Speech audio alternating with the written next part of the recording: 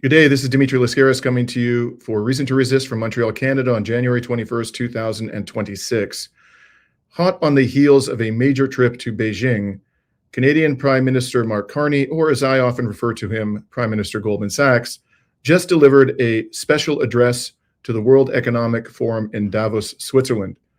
Carney is well known to the Davos crowd. Not only is he a former Goldman Sachs banker and former central banker for both England and Canada, but he was a member of the foundation board of the World Economic Forum and also is a member of Bilderberg and the chair of Chatham House. In other words, Carney is a full-blooded member of the Western economic elite. The part of Carney's Davos speech that attracted the most attention is this. For decades, countries like Canada prospered under what we called the rules-based international order. We joined its institutions, we praised its principles, we benefited from its predictability.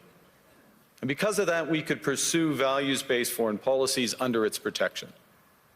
We knew the story of the international rules-based order was partially false, that the strongest would exempt themselves when convenient, that trade rules were enforced asymmetrically. And we knew that international law applied with varying rigor depending on the identity of the accused or the victim. This fiction was useful, and American hegemony in particular helped provide public goods, open sea lanes, a stable financial system, collective security, and support for frameworks for resolving disputes. So we placed the sign in the window. We participated in the rituals, and we largely avoided calling out the gaps between rhetoric and reality. This bargain no longer works. Back in Canada, enraptured journalists are praising Carney's 16-minute Davos speech as historic. In the National Observer, for example, veteran political analyst Max Fawcett claims that Mark Carney shook up the world. Now, as you may recall, that phrase, shook up the world, was made famous by none other than Muhammad Ali, who declared that he shook up the world after defeating Sonny Liston to become heavyweight champion of the world. Personally, I don't think Mark Carney is worthy to polish the shoes of the great Muhammad Ali, but hey, what do I know? Now, returning to Max Fawcett's fawning article in the National Observer, he wrote as follows, quote, "For all of its great prime ministers, Canada has never had one who is known for their ability to deliver stirring speeches, much less ones with global import and impact. In a remarkable 16-minute long speech delivered in front of the world's most powerful political and business leaders in Davos, Mark Carney just changed that. It will almost certainly go down as the most important speech in Canadian history up to this point, one that shapes and defines our future in ways few national leaders have ever done." In my humble opinion, Canada has never had a great prime minister, let alone one who could deliver a great and stirring speech. Every single Canadian prime minister has behaved to varying degrees as a vassal of the Anglo-American Empire. Until now, Mark Carney has been no different whatsoever. Whenever Donald Trump has demanded that Mark Carney jump, Carney has typically responded by asking how high. Trump demanded, for example, that Canada and other NATO members raise their military spending to the stratospheric and ruinous level of 5% of GDP. And of course, Mark Carney obliged. Trump also demanded that Mark Carney rescind Canada's digital services tax, and within a matter of 72 hours, Mark Carney did just that, and in fact, then had to endure the indignity of being accused by Trump of having caved to him on the tech tax. Now, on top of all of that, Trump has asked Carney to serve on his fraudulent Gaza peace board, which is nothing but a cover for Israel's ongoing genocide. And we are being told by the Canadian media that Carney has agreed in principle to join the scam. Now, there's some question apparently about whether Canada is willing to pay the $1 billion fee to participate in this travesty. But subject to that, it appears that Carney is on board with that misadventure as well.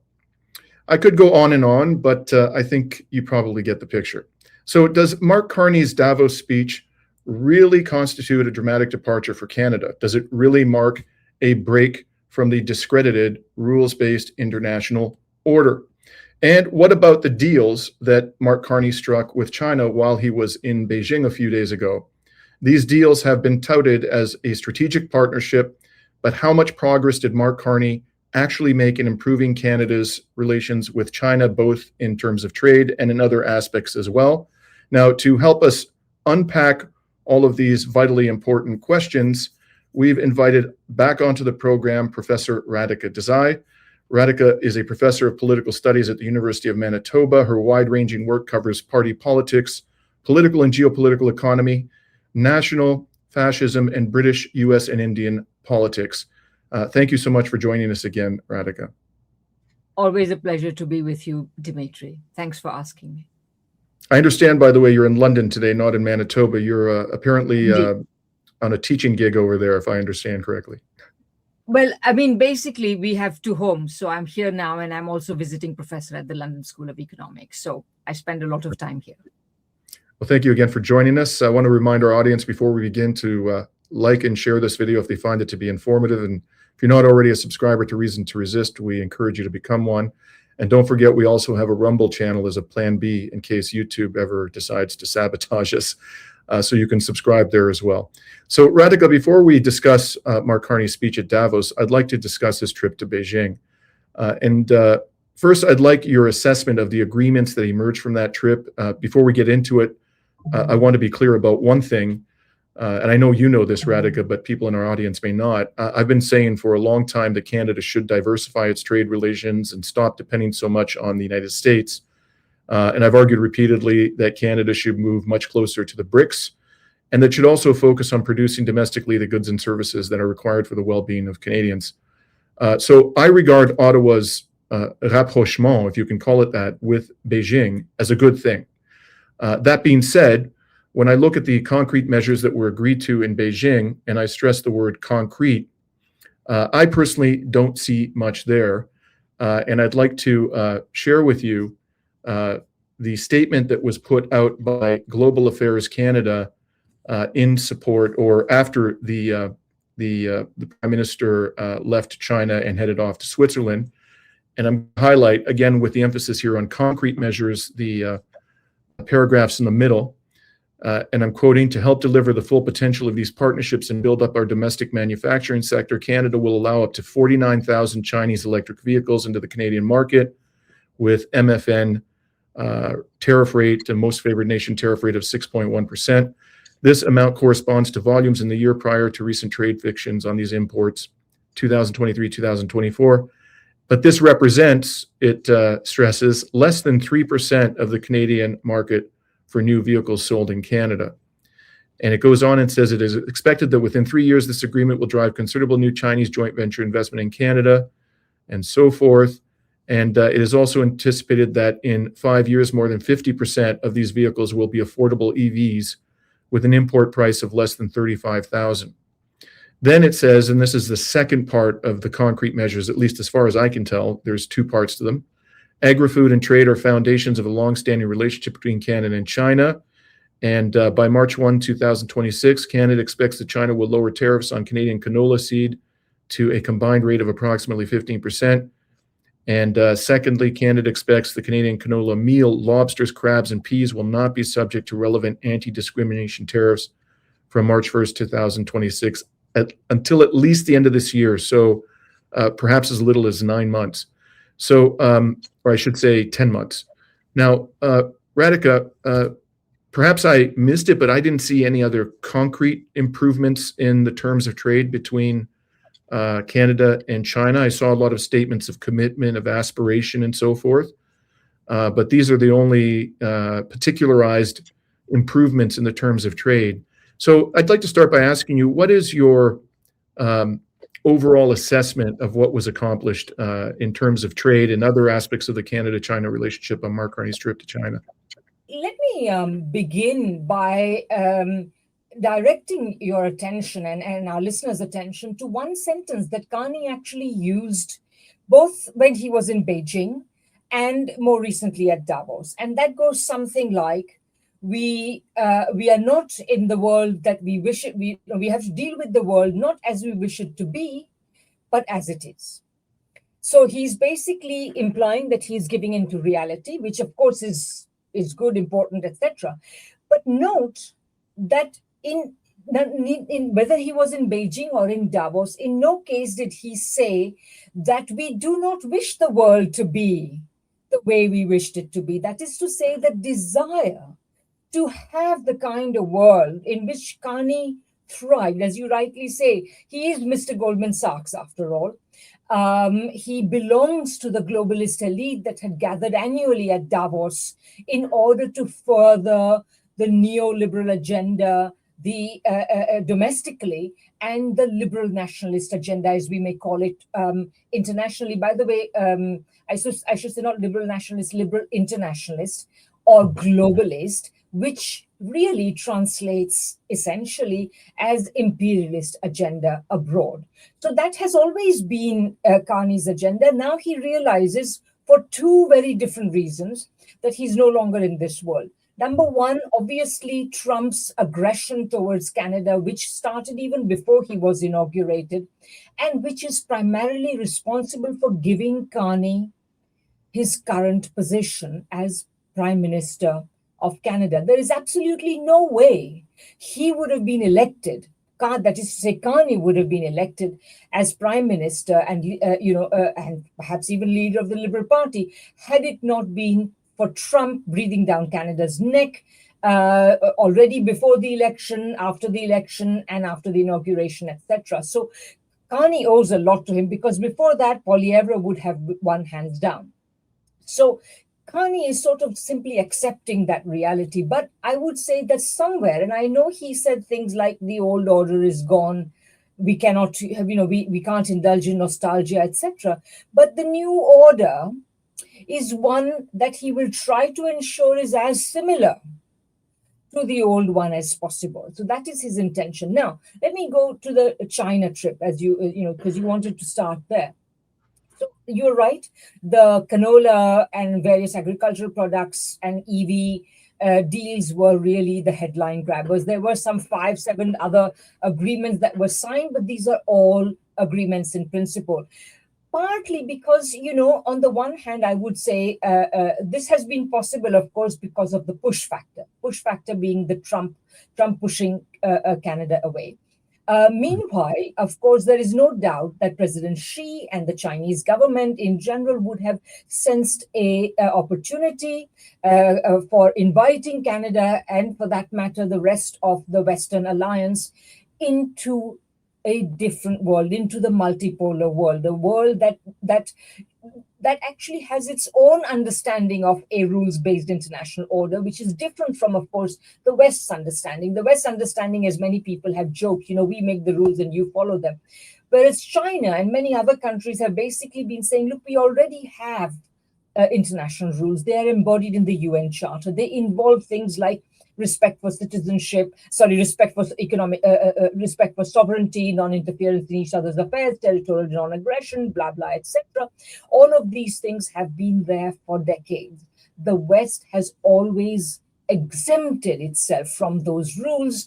For example, it imposes unilateral sanctions, which are illegal under this set of rules. Anyway, so the Chinese knew that they were, when in Korea, President Xi said to Prime Minister Mark Carney, would you like to come to Beijing? He extended an invitation. He knew they must have known that they had something to offer. Otherwise, they would not stage such a thing. There had to be something coming out of this. And so this deal is that. At the same time, the Chinese are not dumb. They know exactly what I'm saying, that while reality may be forcing the Canadians, or for that matter, the Europeans, etc., to explore other opportunities, etc., in their deepest desires, Canada's ruling elites still wish to retain this strong bond with the United States, etc. So I don't think that has changed, although Canada has always had a substantial section of its ruling elites who have said, why not trade with China, etc., etc. After all, And this is kind of logical, partly because, of course, the complementarities between Canada and China are so huge. So there's always been that lobby. But I would say that still today, I mean, if you read the Canadian media in the run-up to Carney's visit to China, the number of people who were saying, okay, we may have to make deals with China, but beware, they are all these accusations about China being a serial violator of human rights and a serial violator of trade rules, etc. And, this idea that China is interfering in Canada's affairs, all these notions are being ponied about precisely by those people who would rather think, that somehow we have to retain this relationship, whether we have to kowtow to Trump or at worst wait out the Trump presidency, that somehow things will go back to normal, etc. So I would say that the strategic partnership has been announced. Mark Carney, of course, remember, he needs to show that he's doing something to stand up to Trump. And I think somewhere, by the way, I should also say that I wonder if Carney, at least, has not registered a trope that has been doing the rounds in the Western media. I mean, by that, I mean the mainstream Western media, where everybody is saying, especially in the context of the Greenland crisis, which really touches a raw nerve across all Western countries, that unless you stand up to Trump, he doesn't respect you. That the Chinese stood up to Trump, they respect him. So now I think Carney is making a big show of standing up to Trump. We'll have to see how far it goes. I see that the most recent attempt has not been particularly successful in eliciting respect from Trump, because Trump made light of it in his speech at Davos just now, an hour or two ago. So we'll have to see how that goes. But I would say that the Chinese and the Canadians have warily opened doors to one another. There is, if tomorrow, for some reason, the Trump administration stance changes and there is more opportunity for Canada there, who knows what will happen. We will have to just wait and see. But I would say this is how I would assess the current state of play between China and Canada. You suggested a moment ago that there probably are factions within the economic elite of Canada that want to see an improvement in relations between Canada and China, at least in terms of trade. And it occurred to me that one of those factions might be the oil industry, to which Mark Carney has been extraordinarily generous in the 10 months he has been the Prime Minister. Really, I almost surpassing even Stephen Harper in terms of deferring to the interests and demands of the fossil fuels industry. And this, these meetings generated a lot of statements about China becoming much more active in the energy sector in Canada. Do you think that that was one of the factions that was behind the scenes encouraging the Prime Minister to go to China and to make nice with the government of Xi Jinping? I would say that definitely they are part of it, but they are not alone. There are interests in manufacturing. There are interests in agriculture. Naturally, you see Scott Moe was part of the delegation that went to Beijing. So I would say they are across the board. There is actually an outfit called the China-Canada Business Council. And if you look them up, you'll see that their backers, their major backers include agricultural interests, manufacturing interests, energy interests, for sure. I mean, I think that the idea of selling energy to China is, of course, been at the topmost of mind for many people. And by the way, I should say that this is not unlike the situation in the United States. In the US also, there are very important, I mean, after all, the US corporations have spent the last 3 decades and more deepening their outsourcing to China, their various other connections with China, and so on. And so naturally, they're not particularly pleased about disruptions with China. And of course, as you see, whether it is because China stood up to Trump and Trump respects China, or whether it is because of the influence of these lobbyists in Washington, but Trump has not been as harsh on China as you might imagine, as his rhetoric earlier might have led you to believe. Now, the Chinese embassy in Canada issued a rather positive statement about Mark Carney's visit, and I'm going to quote an excerpt of that statement to our audience. There is I'm on the distribution list, so I get these emails, and this one caught my eye. In it, President Xi was stated to have pointed out that his meeting with the Prime Minister last October marked a turnaround of the relationship and placed it on a new trajectory of positive development. The sound and steady growth of China-Canada relations serves the common interests of the two countries and contributes to peace, stability, development, and prosperity in the world. But then further on in the statement, the embassy seemed to be sounding, or the government of Xi Jinping seemed to be sounding, shall I say, a note of caution. And what President Xi was said to have made was 4 points. First, the two countries should be partners that respect each other. Second, the two countries should be partners that pursue shared development. Third, the two countries should be partners that trust each other. That was an interesting comment. And fourth, the two countries should be partners that collaborate with each other. What do you make of this statement, Radhika? And in particular, what is your sense of how the level of trust that the Chinese government actually has in the Canadian government, and not just Mark Carney himself, but the entire Canadian political elite? Well, I think that the way I put it recently in a piece I wrote, which you can find on my Substack, where it basically headlined something like, China is inviting Canada into the multipolar world. You see, China belongs to this group of friends of the Charter of the UN Charter, etc. And I think all the various documents that China has put out over the past year and a half and more, the Global Development Initiative, Security Initiative, Civilization Initiative, and Governance Initiative. There are 4 big ones. In all of these, what China is basically saying is that you have got to organize international affairs on the basis of the principles of the UN Charter. And remember, there is a lot of UN Charter is lately, and the UN generally has lately been getting a lot of bad press. And I mean, understandably, people are saying, what's the use of an organization created to create world peace when you can have the kind of carnage that is going on in Gaza? And of course, it's what went on in Gaza and is still going on in Gaza has been so awful that I can understand why people say that.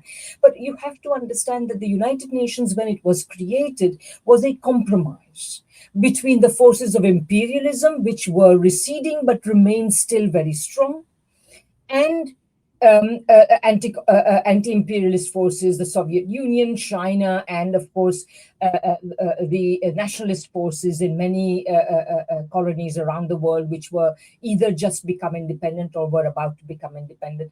And so this compromise means that the idea, for example, of equal sovereignty of all the countries of the world, no matter how poor they may be, how small they may be, etc., was embodied in the UN Charter. And I think that that's what makes the UN Charter so important. And by the way, I have also often pointed out, and this is very relevant given the crisis in NATO right now, often people say that NATO was created as a result of communism, and that NATO was opposed to the Warsaw Pact. But NATO was created a full 6 years before the Warsaw Pact came into existence. NATO was created in 48 or 49 thereabouts, and the Warsaw Pact was not created until after 1954, when Germany joined NATO.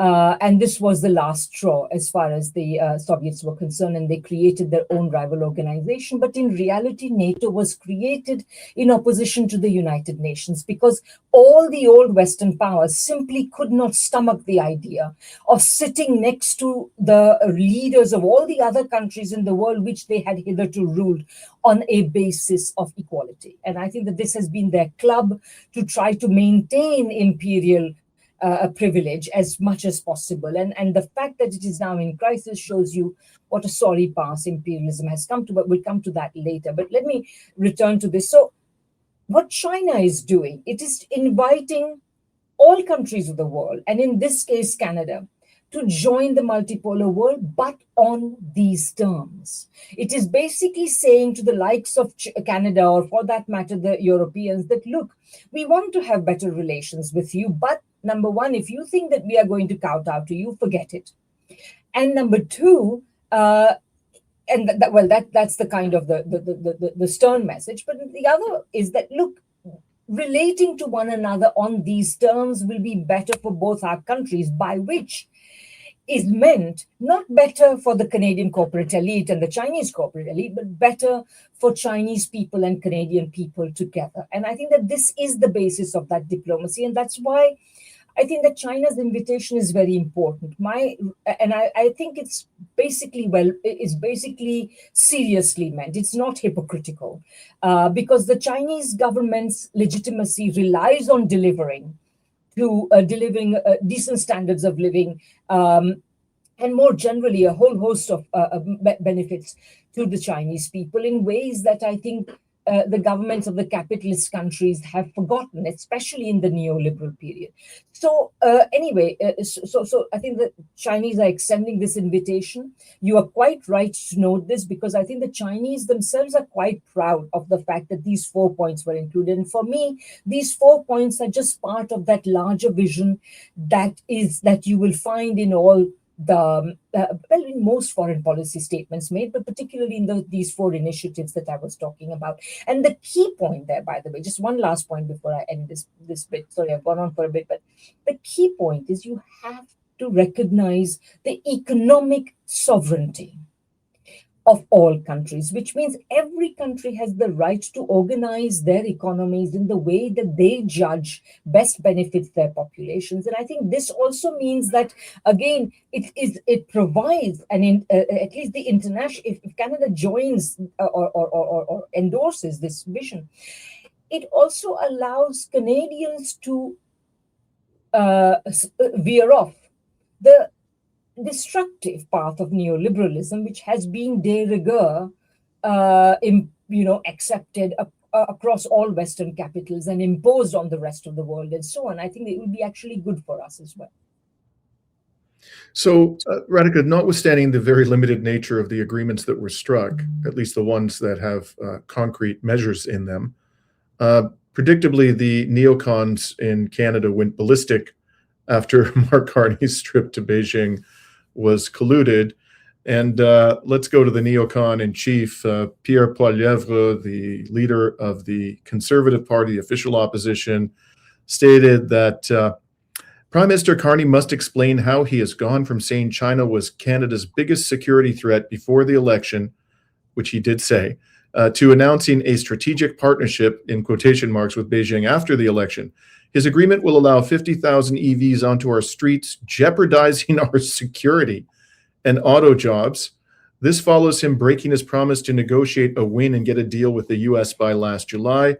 Despite giving a $1 billion taxpayer loan for Beijing to build our ships, there is no guarantee that tariffs on canola or other Canadian goods will be permanently, immediately, or completely eliminated. Meanwhile, Canadian pork farmers will still keep paying the 25% tariff. It's time for Canadians to have a government that will put our country first and protect our security, our jobs, and our sovereignty, said the uber vassal of Washington, Pierre Poilievre. Radhika, I should also point out that the Hill Times published an article about the Chinese telecommunications giant Huawei yesterday. And you can see the headline up on the screen: warming Canada-China relations shouldn't extend to Huawei ban, say security experts and parliamentarians. The article quoted, among others, Ward Elcock, a former director of Canada's spy agency CSIS, as stating that, quote, it would not be wise, close quote, for Canada to revisit its 5G ban on Huawei. So before, I'd like you to comment on Huawei in particular and what you think Canada's policy should be with respect to 5G and Huawei generally. But first, can you tell us what is your expectation about whether Mark Carney will be able to resist what undoubtedly will be intense pressure to unwind the small improvements he has made in Canada-China relations? Do you think he'll be able to resist that pressure, or do you expect a retraction of some kind? I personally feel that when Canadians, I personally feel that Carney will be able to resist this. And the reason, and I'll declare my reasoning, because if my reasoning is wrong, then my position will be wrong as well, and I'll be happy to revise it. But basically, my thinking goes like this. When Canadians gave Carney such an overwhelming mandate to essentially, it was a mandate to diversify our economic relations away from the United States. When you're talking about diversifying away from the United States, where do we diversify? The elephant in the room at that point is China. You have to deal with China. You cannot diversify your economic relations, particularly a country like Canada, without dealing with China. There was this brief time when Carney toyed with the idea that somehow, we can simply deepen our relations with Europe and that would be enough, but that has always been a pipe dream. That's not on. So, and I think that in general, Canadians are appreciative of this. I'm not sure that they fall for this idea that, the Chinese are interfering in Canadian politics, or that Huawei is being used for spying on Canadians, and that Chinese cars will be used for that reason, etc., etc. So to me, I think that Carney, if he wants to, I think he has the room to resist. The question is whether Carney will resist or not, depending on what happens in Washington in coming weeks and months, and what kind of pressures and invitations emerge from Washington. And as you rightly pointed out, they have already invited Carney to join this Gaza Board of Peace, etc., etc. So, Trump kind of, like a typical abusive, manipulative guy, he beats you up one day and then brings you flowers another day. So, that's the kind of thing he's doing now. So I think that if he wants to, he'll resist. Secondly, I would say that Poilievre is really, having ridden so high in the popularity polls before the elections, I think that Trump still remains a big factor in terms of Poilievre not being able to, carry the day in terms of these messages. I know that, lots of other Canadians, of all people, they were interviewing Michael Kovrig in the run-up to the Carney trip to Beijing, and they were interviewing him. So he was basically saying, "Oh, Canadians have to be careful on precisely these sorts of grounds." So on Huawei, I would say that basically what Western intelligence type people and security type people have against Huawei is not that Huawei is going to, I don't know, share information with China or whatever. It is more, and that somehow China is going to interfere, etc. It is more that because it is not a Western company, it may not prove amenable to cooperating with the Western intelligence and military establishment, as most of the IT companies based in the West do. So I think that this is the real problem they have, rather than any kind of danger.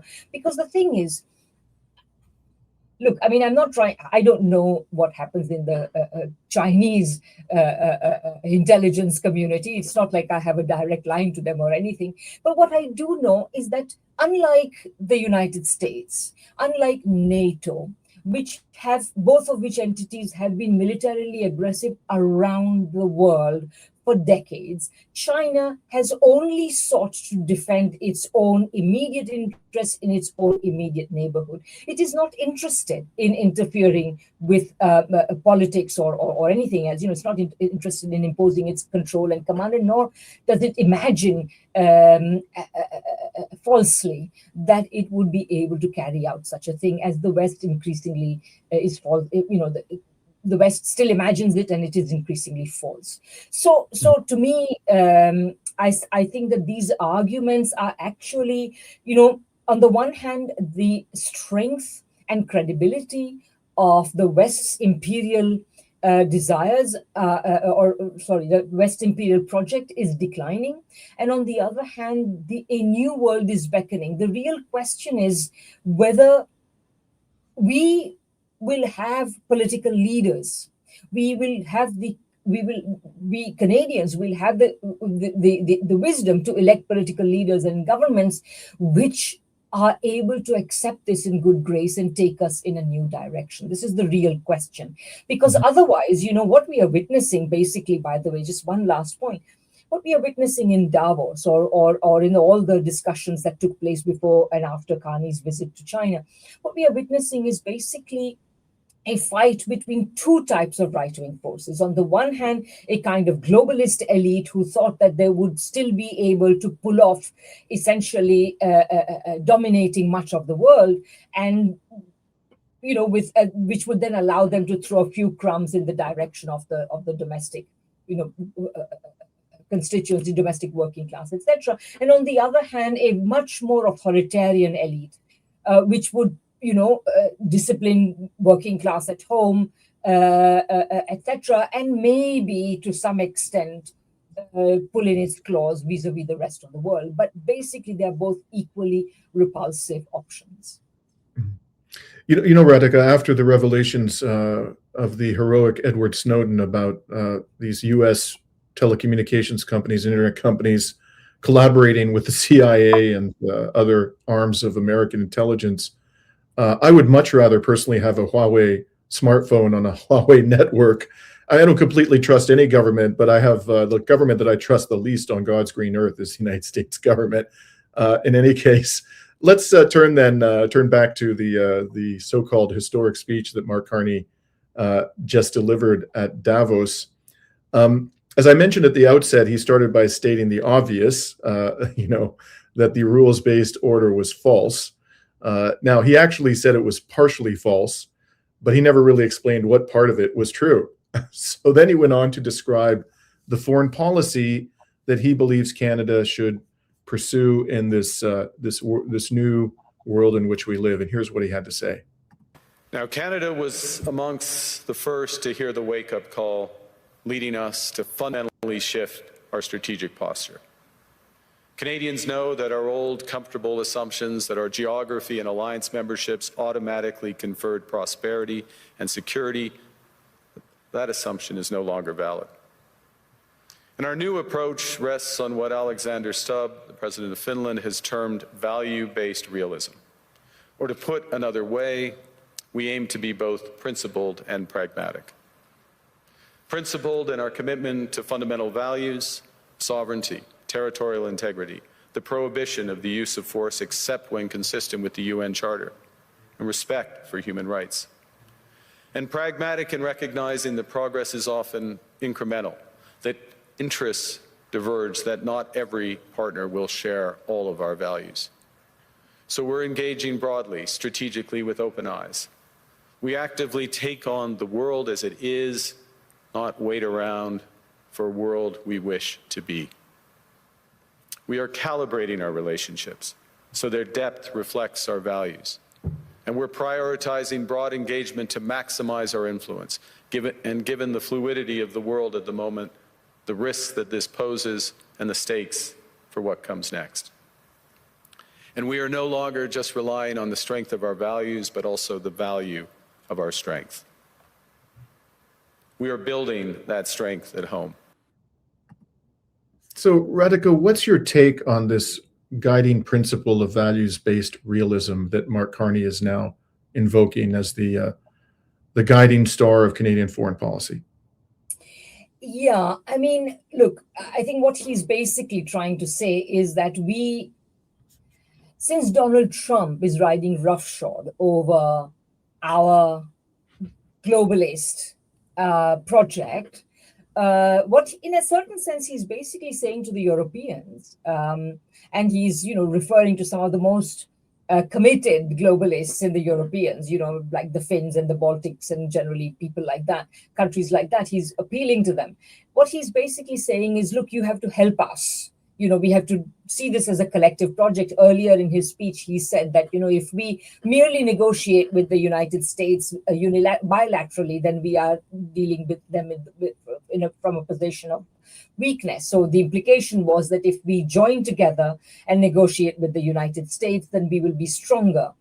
I was also interested to see that Mark Carney included the term sovereignty in his values. Globalism was never about sovereignty until now. And, in a certain sense, I think Aimé Césaire said that what was shocking about fascism was that it brought colonial practices which had been practiced on other peoples back home, brought them back to Europe. Suddenly, sovereignty has become important for these globalists, or whatever you want to call them, liberal internationalists, imperialists, etc., because their sovereignty is being challenged. Meanwhile, they were all, for all the reluctance of many Europeans to openly or completely endorse the raid on Caracas, they were all at one level saying, well, Maduro was the dictator anyway, so it's good he's gone. They have participated in the undermining of Palestinian sovereignty since the Nakba. And before, for that matter. So in all of these ways, the Europeans, who have always been about erasing the sovereignty of the rest of the world, suddenly wake up to the importance of sovereignty. Why? And this is also very important, you see, because they think that it's all because of Trump. But what they have to ask themselves is, what has to go wrong in the leading country of their alliance for someone like Trump to get elected? Yeah. So Trump is just the symptom, the sort of the foam on the wave of trouble that the United States is in. And it's not going to disappear tomorrow. Let's say tomorrow, Trump is not looking too well, in my humble opinion. He was not particularly engaging today and so on. Let's imagine something happens to Trump even in office, or even if he completes his 4 years, he doesn't get reelected. Is this going to change the situation in the United States? In the United States, it's impossible for a Biden type to get elected, or if they get elected, to stay in office for very long, because they are wedded to a set of policies that do not work. Trump is also wedded to those policies, but he claims to be opposed to them in order to win elections, and that's why he won the election. Otherwise, Biden and Trump are serving the same political class, with the proviso that the political class for Trump includes slightly more maverick and cowboy elements than they did for Biden. But I don't think that makes any big difference. And eventually they would have become part of Biden's team as well. So anyway, so to come back to this, you are asking what do I think of this new values-based? I think that basically the European and Canadian elites are bewildered. The other day I was listening to Keir Starmer having to essentially say that, they stand with Denmark and Greenland on the sovereignty thing. But I tell you, I was saying to my husband, I said that, look, this guy, he sounds like he's about to cry, because his whole world has fallen apart around him. His voice sounded like that to me.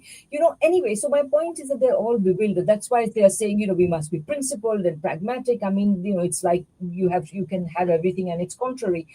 Fine. But I think that they don't know which way to turn. But what they do realize somewhere is that they've got to stand up to Trump on this sovereignty matter, that he cannot just walk in and take Greenland. By the way, Trump as well and Trump, by the way, has already said that he's not going to use force. So somehow perhaps it has worked. But remember also that it's not like Trump needs Greenland.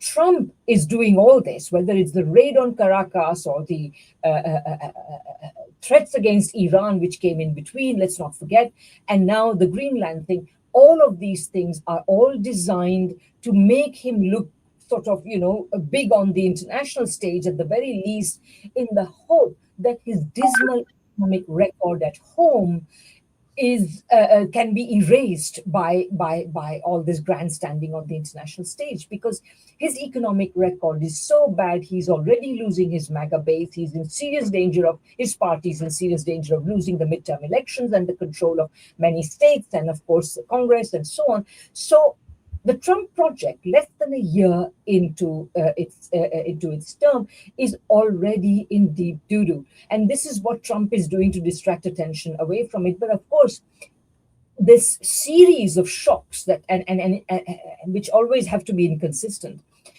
it can't. How long can it last? What other rabbit is he going to pull out of the hat? We don't know. We'll have to see.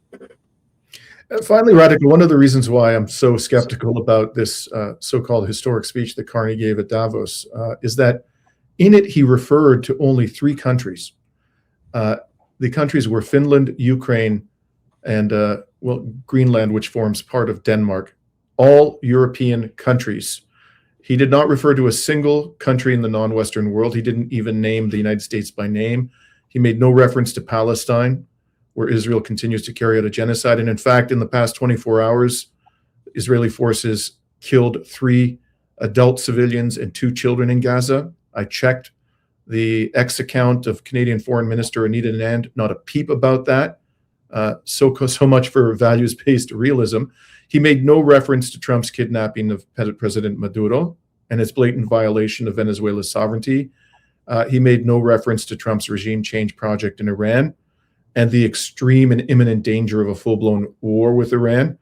And in fact, statements that Canadian government officials under Carney have made have suggested that his government supports the regime change efforts of Donald Trump in Venezuela and Iran.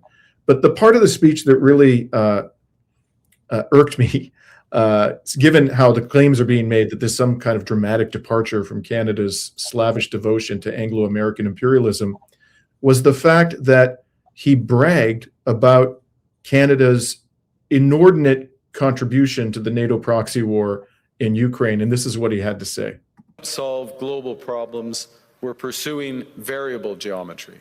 In other words, different coalitions for different issues based on common values and interests. So on Ukraine, we're a core member of the Coalition of the Willing and one of the largest per capita contributors to its defense and security. On Arctic sovereignty, we stand firmly with Greenland and Denmark and fully support their unique right to determine Greenland's future.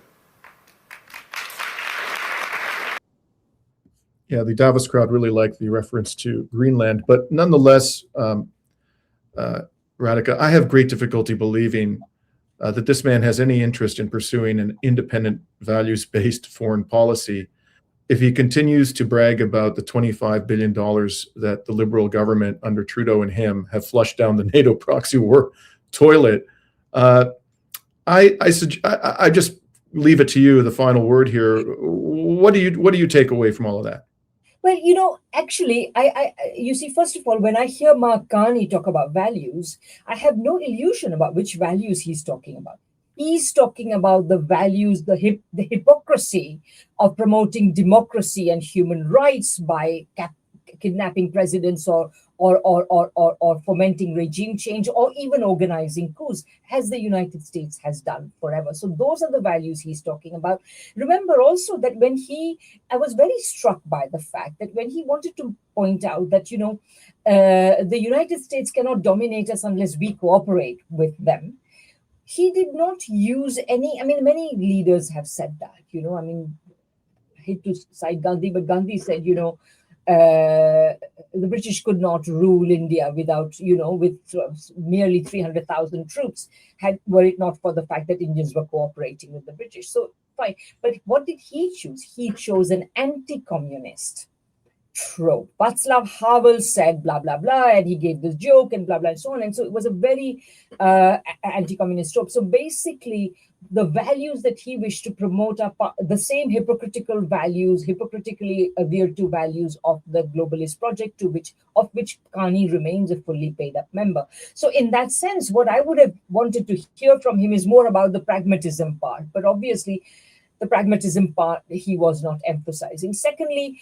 I would say that again, what he's doing, he's saying that the past is gone, but that past that is gone, he didn't define in what sense it's gone. I think he's the new reality or the new order that he's invoking now is not that different from the past. It remains very similar. And it's an interesting point you make about which 3 countries he mentioned, because basically, the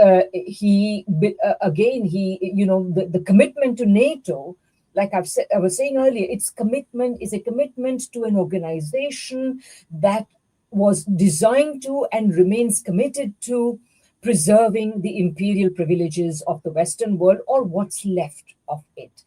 And it seems, the reason why things have gone wrong is that the ordinary US voter is in such dire straits that they have elected somebody who said to them, we will not have wars anymore, we will try to reindustrialize the United States, blah, blah, etc., etc. So, obviously things that ordinary worker would like to hear without knowing, of course, that Trump has no intention of fulfilling this. But nevertheless, that's why they elected Trump. So Trump has to make it look, especially now that his numbers are so low, he has to make it look like he's still fighting their corner, and he's, getting everybody else to pay their fair share. And he's going to get Greenland because Greenland is important and necessary for America's security, blah, blah, etc. Of course, this is what he has to do. But so that's what's gone wrong. And increasingly, I would say that that is also likely to go wrong in the rest of the countries of the NATO alliance as well. That's why you have all these right-wing forces, nativist right-wing forces that are also emerging in European countries. So I think that, the position that Carney is trying to shore up is already very precarious. And I doubt that Carney is going to succeed. But at the moment, clearly, he seems to have managed to convince lots of people that he has given the best speech ever. This is just like incredible to me. But there you go. There are still some people, who think that somehow if we just stand up to Trump, everything will be fine. But no, I think that really, if you care about let's just say you are Canadian and you care about Canada, I think you really have to look closely at the path that the West has been on for the last 50 odd years, which is the path of neoliberalism and liberal internationalism or liberal imperialism, whatever you want to call it. That's what's got to go.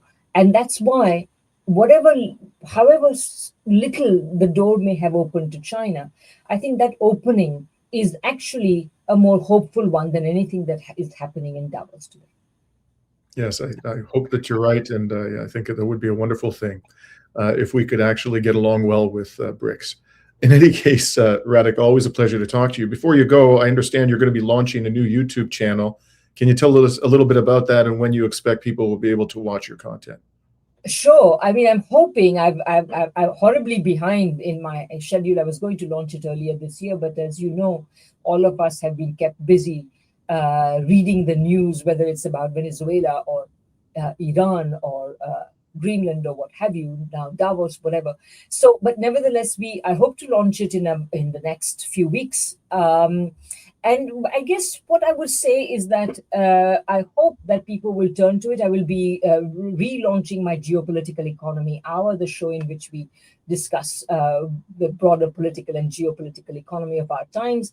I will also be putting other places where I appear on my YouTube channel. And in general, the tone of it will be that we are going to try to understand things more in depth, trying to understand the underlying causes of what's changing our world so quickly, so apparently quickly. Well, we wish you the best with that excellent venture.